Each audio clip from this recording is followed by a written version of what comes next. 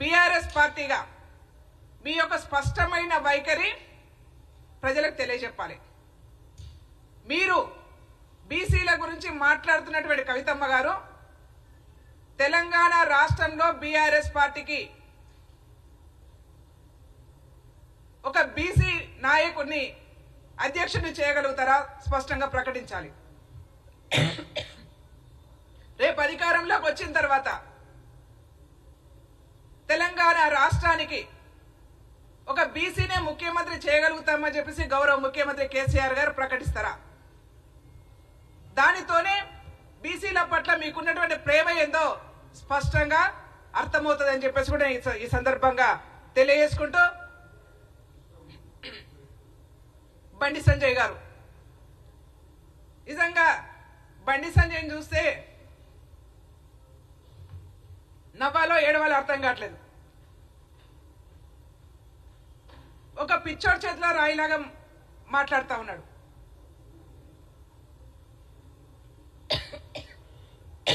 Excuse me. ఎందుకనంటే ఒక రాజ్యాంగ పదవిలో ఉన్నటువంటి బండి సంజయ్ కేంద్ర మంత్రి పదవిగా మంత్రి స్థానంలో ఉండి రాజ్యాంగం మీద ప్రమాణం చేసి తెలంగాణ రాష్ట్రంలో ప్రభుత్వాన్ని కూలిపోతుందని చెప్పేసి మాట్లాడడం చాలా దుర్మార్గం. ఈయనకు ఉన్నటువంటి ఇంగిత జ్ఞానాన్ని బయట పెట్టుకుంటా ఉన్నాడని చెప్పేసి అర్థమవుతా ఉంది. బండి సంజయ్ ఏది ఒక సామెత ఉంది కదా, లొట్టపెట్ట పెదవులకు నక్కాశపడ్డట్టుగా. ఈ రాష్ట్రంలో కాంగ్రెస్ ప్రభుత్వం కూలిపోతే మేము అధికారంలోకి వస్తాము, నేను ముఖ్యమంత్రి అయితే అని చెప్పేసి ఆశపడుతున్నామో కానీ బండి సంజయ్ అనేటి ఆయన కార్పొరేటర్కి ఎక్కువ, ఎమ్మెల్యే స్థాయికి తక్కువ. ఆయన స్థాయి గదే, కార్పొరేటర్కు ఎక్కువ, ఎమ్మెల్యే స్థాయికి తక్కువ బండి సంజయ్ స్థాయి.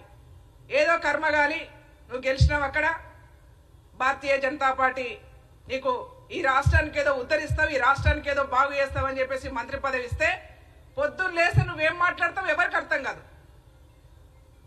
ఎక్కడో దగ్గర అక్కడక్కడ ఊర్లలో ఉంటారు, ఎడ్డేమంటే తెడ్డేమని మాట్లాడేటోళ్ళు, నువ్వెంత అంటే మైక్ తూకిత్తా అంటే మైక్ ఇస్తా అని మాట్లాడేటోళ్ళు అక్కడక్కడ దాపరిస్తారు.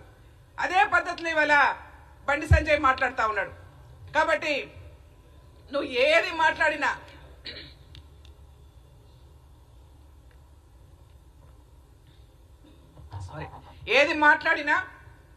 బండి సంజయ్కి ఈ రాష్ట్రంలో ఉన్నటువంటి స్థాయి ఏందో అర్థమవుతా ఉన్నది.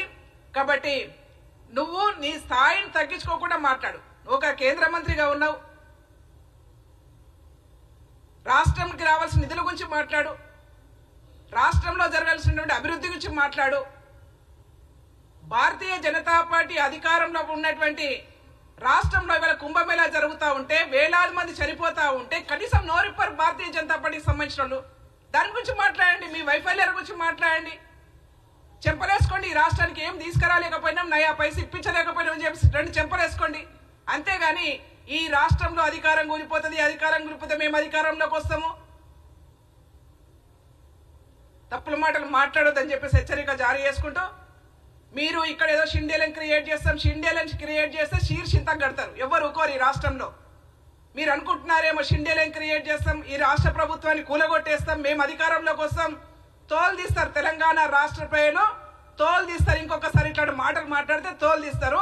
నువ్వు భారతీయ జనతా పార్టీ ఎంపీగా గెలిచి కేంద్ర మంత్రిగా అయిన నీ అదృష్టానికి మళ్ళీ అయ్యేది లేదు. నువ్వు నీ స్థాయి కార్పొరేటర్కి ఎక్కువ, ఎమ్మెల్యే స్థాయికి తక్కువ, మళ్ళీ గెలిచేది లేదు, మళ్ళీ అయ్యేది లేదు. కాబట్టి జాగ్రత్తగా తెలంగాణ రాష్ట్ర ప్రజలకు కేంద్రం నుంచి రావాల్సిన నిధుల గురించి మాట్లాడితే గౌరవంగా ఉంటుందని చెప్పి తెలియజేసుకుంటా ఉన్నాను నేను.